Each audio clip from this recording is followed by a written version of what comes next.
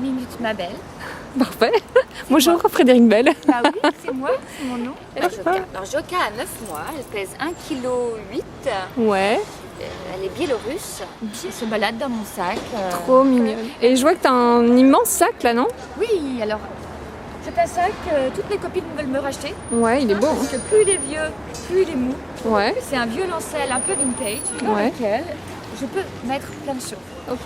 J'ai un scénario. Est-ce que tu peux m'en parler d'ailleurs de ce personnage L'étudiante et Monsieur Henri. ainsi? Oui, je joue Valérie, une sorte de catholique un peu coincée dans des valeurs poussiéreuses, qui ne s'aime pas, qui a du mal à exister, à trouver sa place dans la société.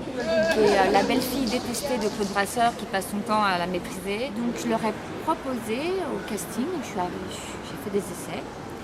Je leur ai proposé déjà... Tu fais des essais, Frédéric? Oui, Tu fais j'adore toujours... ça. Et D'accord, j'insiste pour faire des essais. d'accord. Ouais, je sais que le cinéma est un art et une industrie, mais moi je préfère le voir comme un art que comme une industrie. Et si on me prend que pour mon nom, j'ai l'impression que je fais un métier d'industriel et que je suis un paquet de lessive. Il y a une qui ravive les couleurs, oui, qui lave les blancs, oui. Ce qui me permet de composer, parce que la plupart des gens pensent que je suis les personnages. Beaucoup de gens qui pensaient que j'étais la minute blonde. Hey, bonjour. Une sorte de folle qui parlait comme ça tout le temps, jouissant. Est-ce que c'est... Moi qui suis habituée à faire des personnages fous, je ne montais pas dans les tours. J'essayais de descendre au maximum, de la mettre dans une gêne. L'art de la gêne, c'est un art que j'avais déjà développé dans les films d'Emmanuel Mouret. Oui, j'ai présenté le film à Mâcon, qui est un endroit dans lequel j'ai vécu 5-6 ans. Mes parents avaient un hôtel là-bas. Et j'étais serveuse, j'étais femme de chambre. Je t'avoue que ce n'est pas vraiment les meilleures années de ma vie. J'ai même des souvenirs assez douloureux là-bas, parce qu'on a quitté la montagne où on vivait avant. C'était un paradis, Annecy. J'ai vécu mes 14 premières années avec des animaux, la ferme, la montagne, le lac, le ski. Voilà, mes parents qui étaient très bio, très culture vivrière. On avait un élevage de poulets, de truites, enfin voilà, c'était sympa. Et on s'est retrouvés hôteliers du jour au lendemain avec évidemment un hôtel trop grand, pas d'argent pour pouvoir partir en vacances ou ne serait-ce qu'avoir des employés. Donc ma sœur et moi, on les aidait énormément.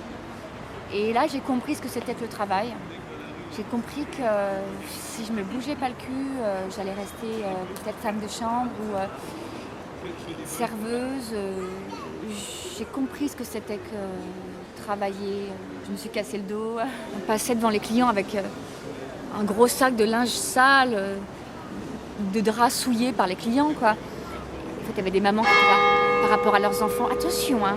Genre attention, elle est pleine d'acariens. Bouh, bouh, bouh, bouh.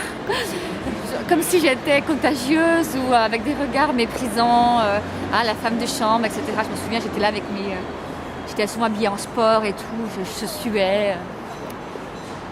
Et ces mêmes personnes aujourd'hui qui viennent me demander des interviews, des selfies, voilà, des autographes et tout ça. Et en fait, je me dis, je suis la même personne. On ne sait pas de quoi est faite la vie. J'espère ne pas un jour avoir à retourner faire les chambres. Mais voilà, ça m'a apporté une certaine compréhension des choses. Ça m'a permis aussi à 18 ans d'avoir de l'argent parce que mes parents me donnaient... voilà, c'était un échange. Ça me permettait de m'acheter mes jeans, mes clopes, pouvoir inviter des copines à boire des coups. Donc j'étais presque considérée comme quelqu'un de riche puisque j'avais ma propre autonomie déjà. Ça m'a fait comprendre assez rapidement qu'il fallait savoir gérer tout ça. Et je suis très sûre qu'en allant montrer ce film là-bas, qui est un très beau film, qui parle de la famille, mes parents étaient dans la salle. Il y a une phrase que dit Claude Brasseur qui n'arrive pas à dire je t'aime dans le film Monsieur Henri. Et au lieu de dire je t'aime, il dit surtout ne prends pas froid.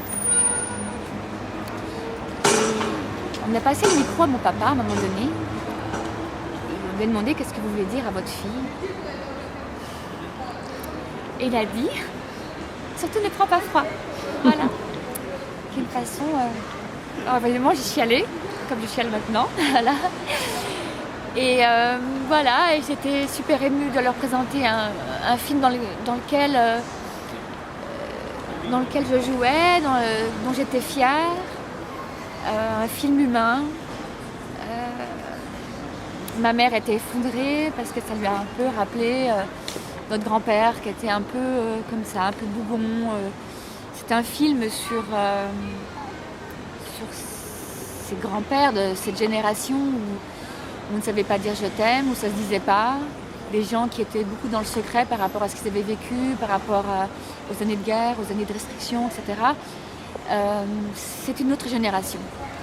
Et voilà, c'est un film qui crée le relais comme ça entre une jeune fille et ce vieux monsieur.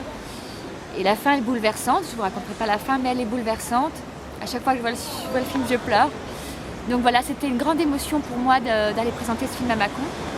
Et j'ai donc dormi au Grand Hôtel d'Europe et d'Angleterre. Voilà, dans lequel j'ai officié des années. Autant vous dire qu'il n'y a pas 1 mètre carré dans cet hôtel que je n'ai pas nettoyé.